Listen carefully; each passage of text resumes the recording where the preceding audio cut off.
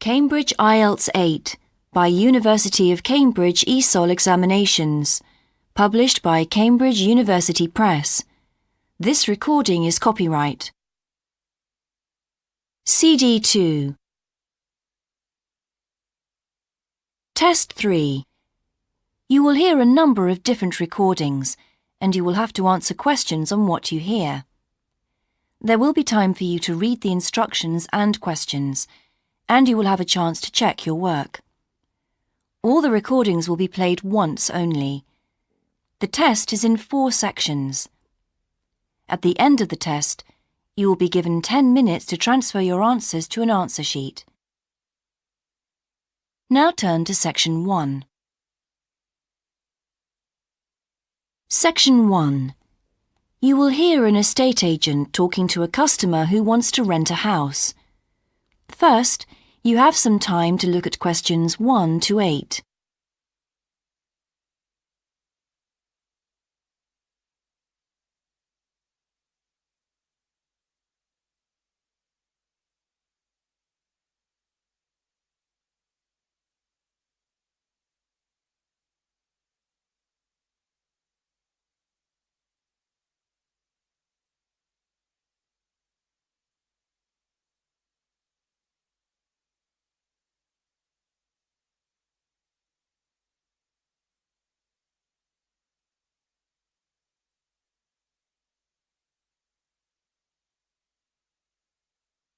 You will see that there is an example that has been done for you.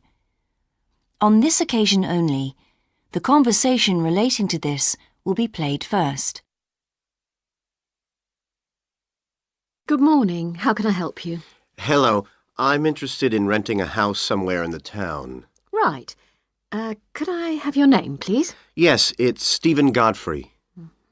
And tell me how many bedrooms you're looking for. Well, we'd need 4 because I'm going to share the house with 3 friends.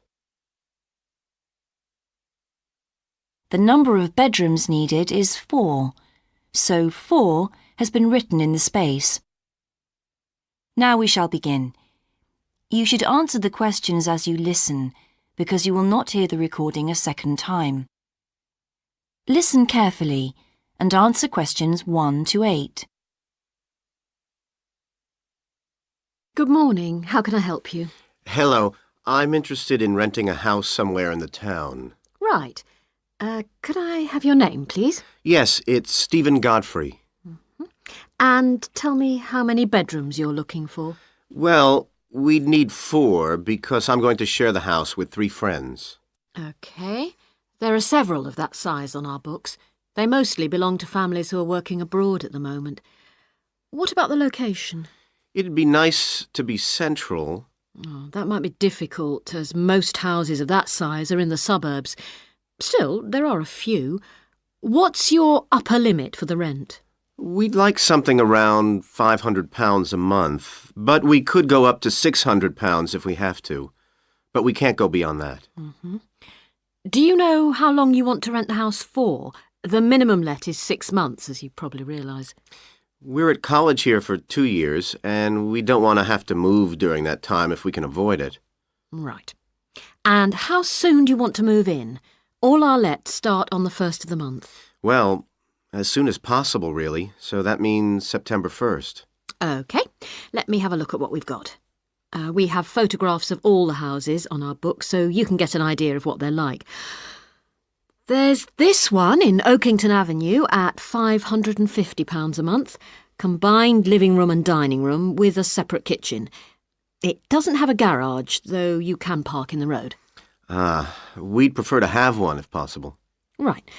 Then have a look at this house in Mead Street. It's got a very large living room and kitchen, bathroom, cloakroom. How much is it? That one's £580. It's very well furnished and equipped.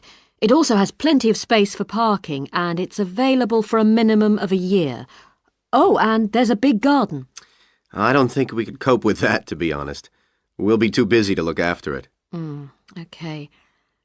Then there's this older house in Hamilton Road. Living room, kitchen, diner, and it has a study. £550 a month. That looks rather nice. But whereabouts in Hamilton Road? Towards the western end. Oh, that'll be very noisy. I know the area. Yes, it's pretty lively, but some people like it, though. Well, what about this house in Devon Close? That looks lovely. There's a big demand for houses in that area, so prices tend to be quite high. But this one hasn't been decorated for a few years, which has kept the rent down a bit. It's got a living room, dining room and small kitchen, and it's $595 a month. I think it would suit you from what you've said. It sounds fine. Before you hear the rest of the conversation, you have some time to look at questions 9 and 10.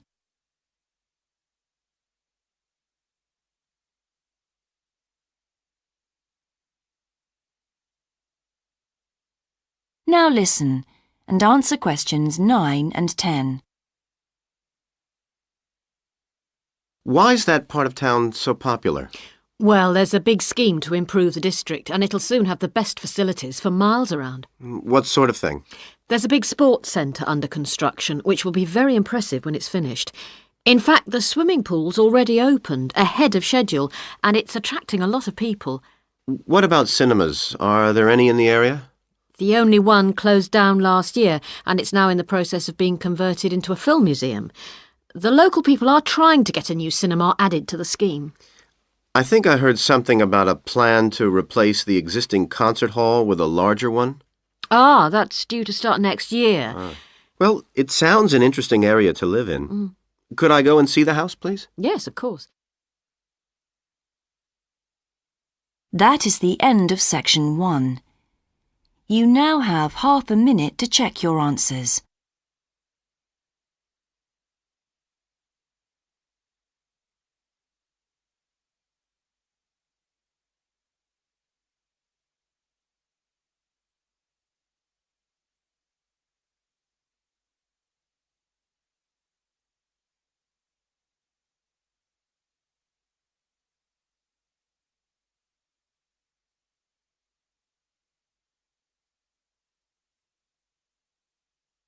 Now turn to section 2. Section 2. You will hear a man talking on the radio about a national arts centre. First, you have some time to look at questions 11 to 16.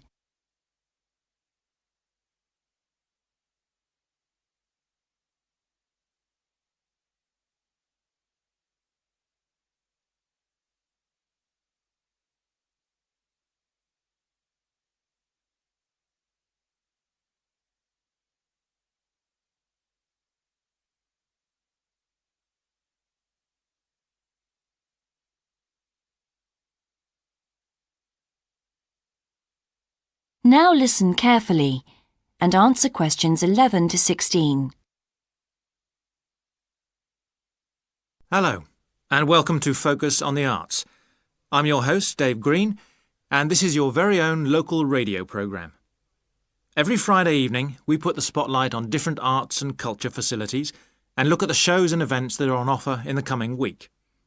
And today, the focus is on the National Arts Centre. Now, if you don't already know it yourself, I'm sure you've all heard of it. It's famous throughout the world as one of the major venues for classical music. But did you know that it's actually much more than just a place to hear concerts? The centre itself is a huge complex that caters for a great range of arts. Under a single roof, it houses concert rooms, theatres, cinemas, art galleries, and a wonderful public library, as well as service facilities including 3 restaurants and a bookshop. So, at any one time, the choice of entertainment there is simply enormous. So, how did they manage to build such a big arts complex right in the heart of the city? Well, the area was completely destroyed by bombs during the war in 1940. So the opportunity was taken to create a cultural centre that would be what they called the city's gift to the nation. Of course, it took a while for such a big project to get started, but it was planned in the 60s, built in the 70s, and eventually opened to the public in 1983. Ever since then, it has proved to be a great success. It's not privately owned, like many arts centres, but is still in public hands. It's run by the City Council. Both our National Symphony Orchestra and National Theatre Company were involved in the planning of the project, and they're now based there, giving regular performances every week. And as the centre is open 363 days of the year, there are plenty of performances to choose from. Before you hear the rest of the broadcast, you have some time to look at questions 17 to 20.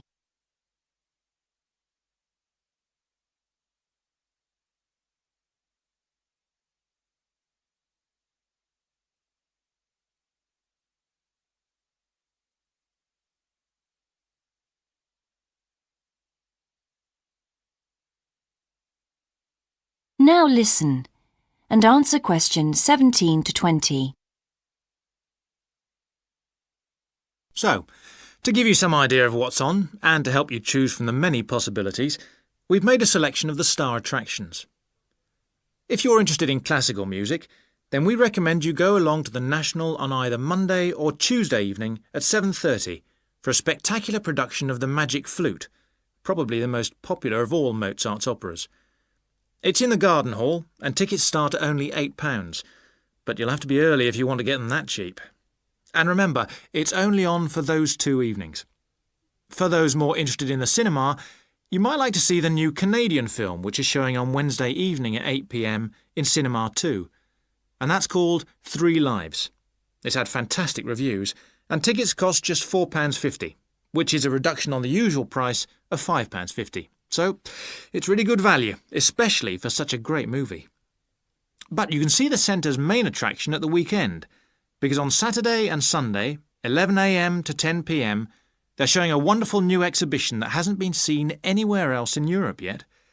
It's a collection of Chinese art called Faces of China.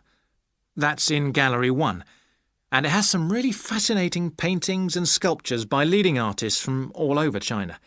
And the good news is that it's completely free, so don't miss it. So why not go along to the National Arts Centre next week for one or all of these great events? And you can always pick up a programme and check out all the other performances and exhibitions on offer, or coming soon, on almost every day of the year. Next week, we'll be looking at the new Museum of Science. That is the end of section 2. You now have half a minute to check your answers.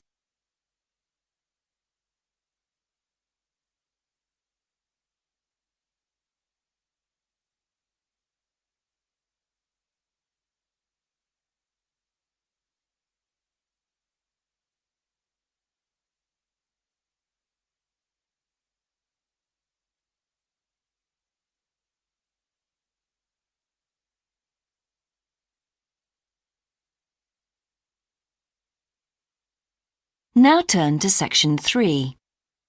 Section 3. You will hear a university tutor and a new student called Paul discussing Paul's work experience and Latin American Studies course. First, you have some time to look at questions 21 to 26.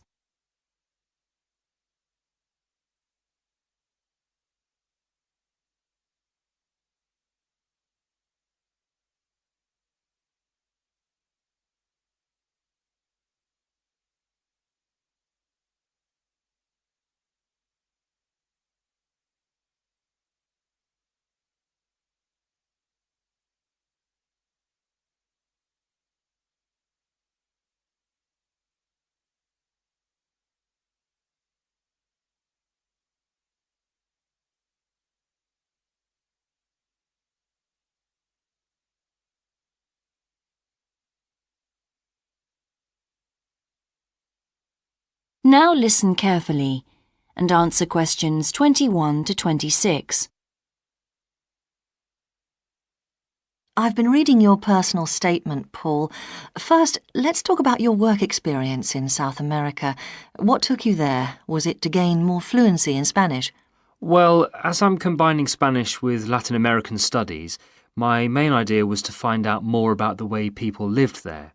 My spoken Spanish was already pretty good, in fact. So you weren't too worried about language barriers? No. In fact, I ended up teaching English there, although that wasn't my original choice of work. I see. How did you find out about all this?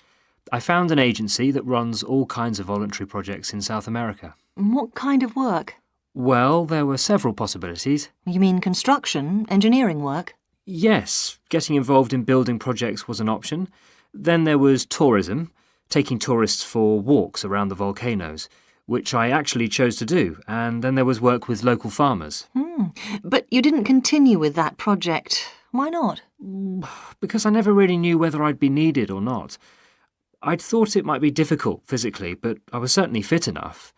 Now, I wanted to do something that had more of a proper structure to it, I suppose. I get demotivated otherwise. What do you think you learned from your experience? It must have been a great opportunity to examine community life. Yes, but it was difficult at first to be accepted by the locals. It was a very remote village, and some of them were reluctant to speak to me, although they were always interested in my clothes and how much I had to pay for them. Well, that's understandable. Yes, but things soon improved. What struck me was that when people became more comfortable with me and less suspicious, we really connected with each other in a meaningful way. You made good friends? Yes, with two of the families in particular. Good. What about management? Did you have a project manager? Yes, and he gave me lots of advice and guidance. And was he good at managing too? That wasn't his strong point. I think he was often more interested in the academic side of things than filing reports. He was a bit of a dreamer. And did you have a contract? I had to stay for a minimum of 3 months. My parents were surprised when I asked to stay longer, 6 months in the end. I was so happy there. And did anything on the administration side of things surprise you? What was the food and lodging like? Simple, but there was plenty to eat, and I only paid $7 a day for that, which was amazing, really. And they gave me all the equipment I needed, even a laptop. You didn't expect that then? No. Well, I'll look forward to hearing more. Before you hear the rest of the discussion, you have some time to look at questions 27 to 30.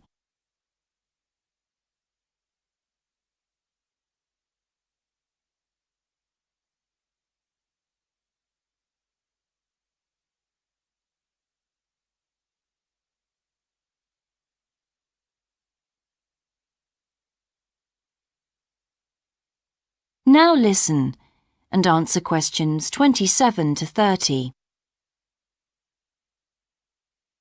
But now let's look at these modules. You'll need to start thinking about which ones you'll definitely want to study. The first one here is Gender Studies in Latin America. It looks at how gender analysis is reconfiguring civil society in Latin America. Women are increasingly occupying positions in government and in other elected leadership positions in Latin America. I think you'd find it interesting. If it was to do with people in the villages rather than those in the public sphere, I would. OK. What about second language acquisition? Do you think I'd find that useful? Well, you've had some practical experience in the field. I think it would be.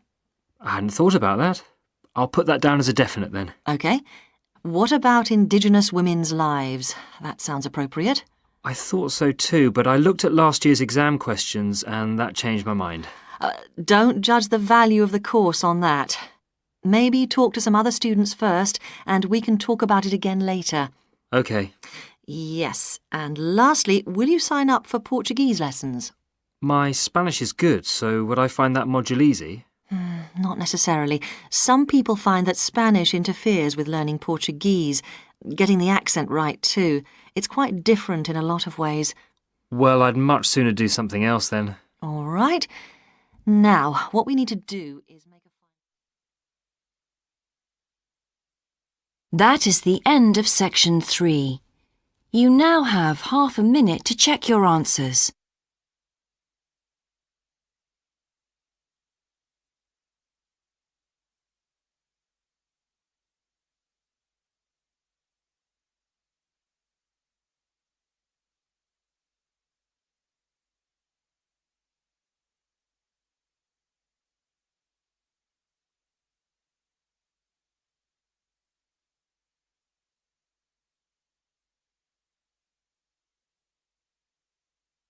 Now turn to section 4.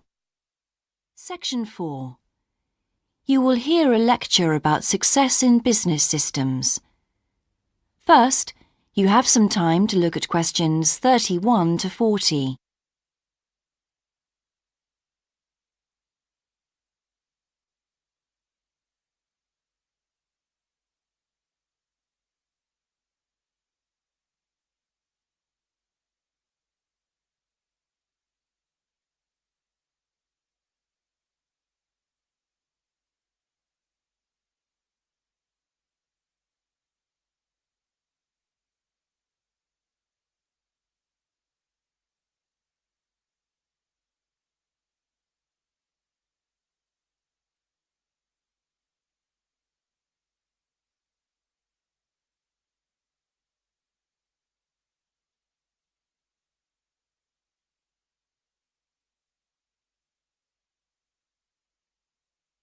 Now listen carefully and answer questions 31 to 40.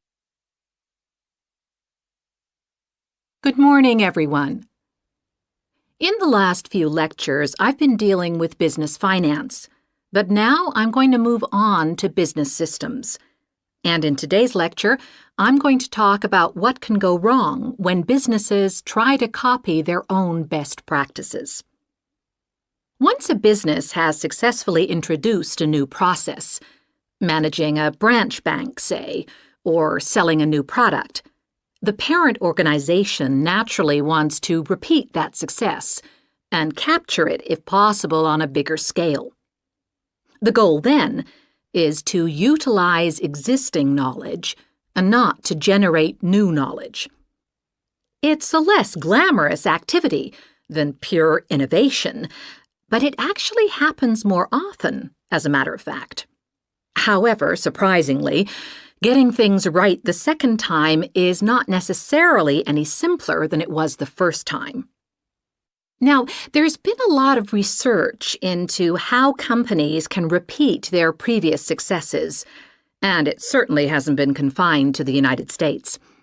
It seems that most large industries are trying to repeat their own successes and manage the knowledge they've acquired. But even so, it has been shown that the overwhelming majority of attempts fail. A host of studies confirm this, covering a wide range of business settings: branch banks, retail stores, real estate agencies, factories, call centers, to name but a few. So why do so few managers get things right the second or third time? Let's consider one reason for failure: placing too much trust in the people who are running the successful operation, the experts, shall we say.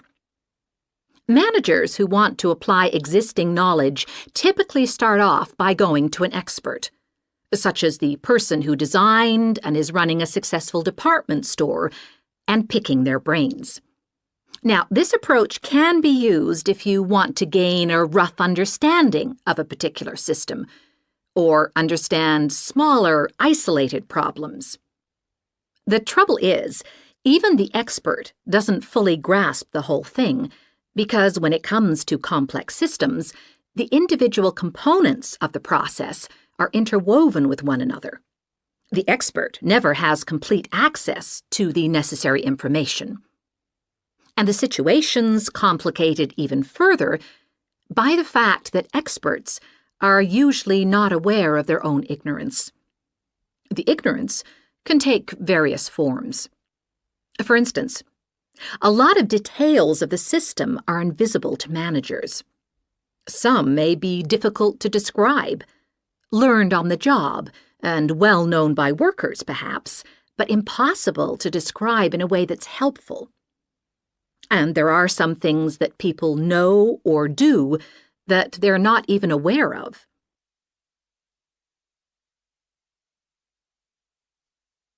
Now, let's consider two types of mistake that can occur when a manager actually starts to set up a duplicate system to replicate a successful process. Firstly, perhaps he forgets that he was just trying to copy another process and starts trying to improve on it. Another mistake is trying to use the best parts of various different systems in the hope of creating the perfect combination. Unfortunately, attempts like these usually turn out to be misguided and lead to problems. Why? Well, for various reasons. Perhaps there weren't really any advantages after all, because the information wasn't accurate. Or perhaps the business settings weren't really comparable.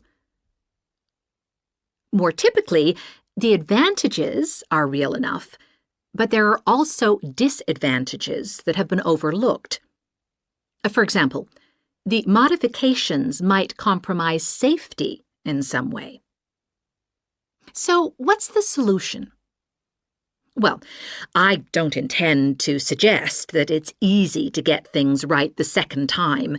It's not. But the underlying problem has more to do with attitudes than the actual difficulty of the task, and there are ways of getting it right. These involve adjusting attitudes, first of all. Being more realistic and cautious, really. Secondly, they involve exerting strict controls on the organizational and operational systems. And this, in turn, means copying the original as closely as possible. Not merely duplicating the physical characteristics of the factory, but also duplicating the skills that the original employees had. Reliance on a template like this offers the huge advantage of built-in consistency. That is the end of section 4. You now have half a minute to check your answers.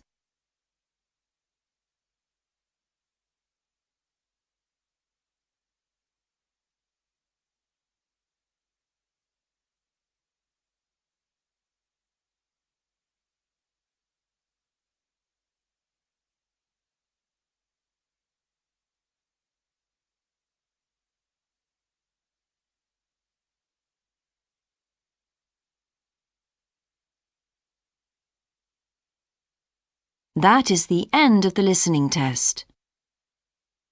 In the IELTS test, you would now have 10 minutes to transfer your answers to the answer sheet.